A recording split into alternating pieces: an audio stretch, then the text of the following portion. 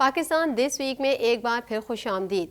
سانحہ جڑاوالا اور سرگودھا کی کڑیاں بھارت سے مل رہی ہیں۔ آئی جی پنجاب کا کہنا ہے کہ پاکستان میں مذہبی فسادات کا ڈرامہ بھارت کی جانب سے رچایا گیا۔ منی پور واقعے سے توجہ ہٹانے کے لیے پاکستان میں مذہبی فسادات کا منصوبہ بنایا گیا۔ مزید احوال اس رپورٹ میں۔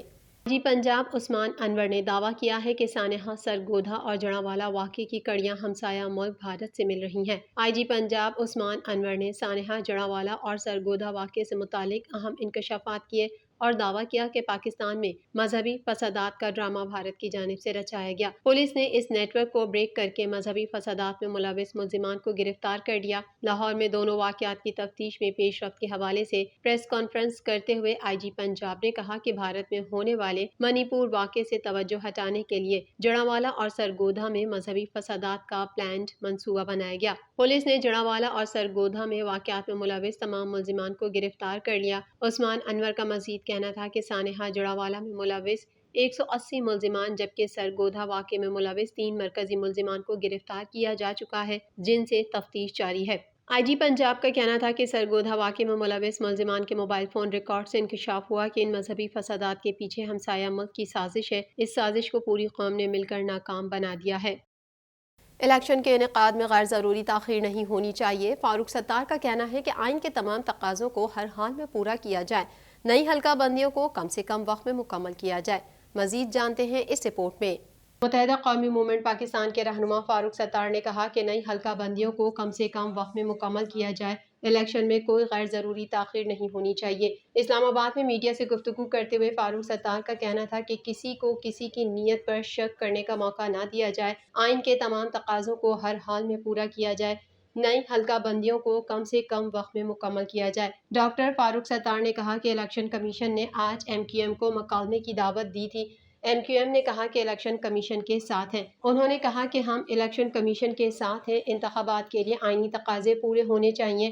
اگر نئی مردم شماری کے نتائج سامنے آ گئے تو نئے انتخابات نئی حلقہ بندیوں پر ہونے چاہیے۔ انہوں نے کہا کہ ہماری آبادی کو کم گنا جاتا ہے اور پھر کم نمائندگی دی جاتی ہے۔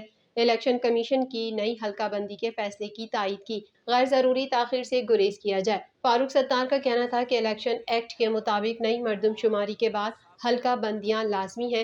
الیکشن کمیشن کی تجویز کی ہم نے تائید کی اور الیکشن میں کوئی غیر ضروری تاخیر نہیں ہونی چاہیے۔ قبل ازیں ایم کیو ایم وفد فاروق ستار کی سربراہی میں الیکشن کمیشن دفتر اسلام آباد پہنچا اور وفد میں جاوید حنیف اور زاہد ملک بھی شامل تھے۔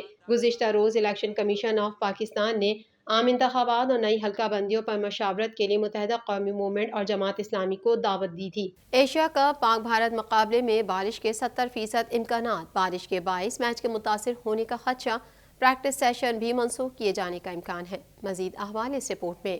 ایشیا کپ میں پاکستان اور بھارت کے درمیان ہفتہ 2 ستمبر کو ہونے والے میچ کا دنیائے کرکٹ کو شدت سے انتظار ہے۔ دونوں ٹیموں میں سپر اسٹارز کی بھرمار ہے، تاہم ایشیا کپ میں روایتی حریف پاکستان اور بھارت کے درمیان 2 ستمبر کو شیڈول مقابلے سے قبل محکمہ موسمیات نے 70% بارش کی توقع کی پیشگوئی کر دی۔ روایتی حریف پاکستان اور بھارت کی ٹیمیں ہفتے کو کینڈی میں ایک دوسرے کے مد مقابل آئیں گی، تاہم بارش کے باعث میچ کے متاثر ہونے کا خدشہ ہے، جبکہ پریکٹس سیشن بھی منسوخ کیا جا سکتا ہے۔ دونوں ٹیموں کے مابین میچ کے دوران درجہ حرارت 20 سے 24 ڈگری سیلسیس کے درمیان رہنے کی توقع ہے۔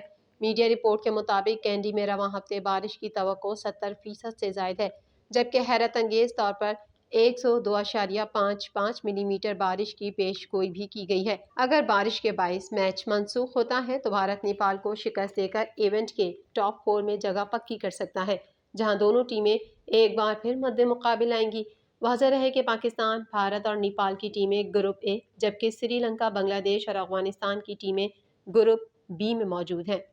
کاروباری دنیا سے بھی خبر شامل کر لیتے ہیں۔ وزارت خزانہ نے بجلی کے 400 یونٹس تک استعمال کرنے والے صارفین کو ریلیف دینے کے لیے ہنگامی پلان تیار کر لیا۔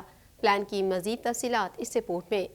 وزارت خزانہ کے ذرائع کا کہنا ہے کہ بجلی کے بلوں میں ریلیف کا پلان ہنگامی بنیادوں پر تیار کیا گیا ہے اور نگراں حکومت کی جانب سے بجلی کے بلوں میں 250 ارب روپے کے ریلیف کی کوششیں کی جا رہی ہیں۔ ذرائع کے مطابق نگراں وزیر خزانہ نے آئی ایم ایف حکام سے بجلی کے بلوں میں ریلیف کی درخواست کی ہے اور بجلی کے بلوں کی ادائیگیوں میں سہولت دینے کی تجویز آئی ایم ایف کے حوالے کی ہے، جس میں ہر صارف کو بجلی کے بل قسطوں میں ادا کرنے کی سہولت، دینے کی بھی تجویز کی گئی ہے۔ ذرائع کا بتانا ہے کہ وزارت خزانہ کی جانب سے بجلی کے 400 یونٹس استعمال کرنے والوں کے لیے ریلیف کا پلان تیار کیا گیا ہے۔ اگر IMF نے رضامندی ظاہر کی تو 2 ماہ کے لیے معاہدہ ہو سکتا ہے۔ ذرائع کے مطابق اگست اور ستمبر کے بل ایک ساتھ میں لینے کے لیے وزارت خزانہ تحریری گارنٹی دے گی اور بنیادی ٹیرف میں 7 روپے کا اضافہ واپس لے کے مرحلہ وار کرنے پر غور کیا جائے گا، یعنی بجلی کے بنیادی یونٹ مرحلہ وار بڑھائے جائیں۔ اس کے علاوہ بجلی چوری کی روک تھام کے لیے بھی ایکشن پلان تیار کیا جا رہا ہے۔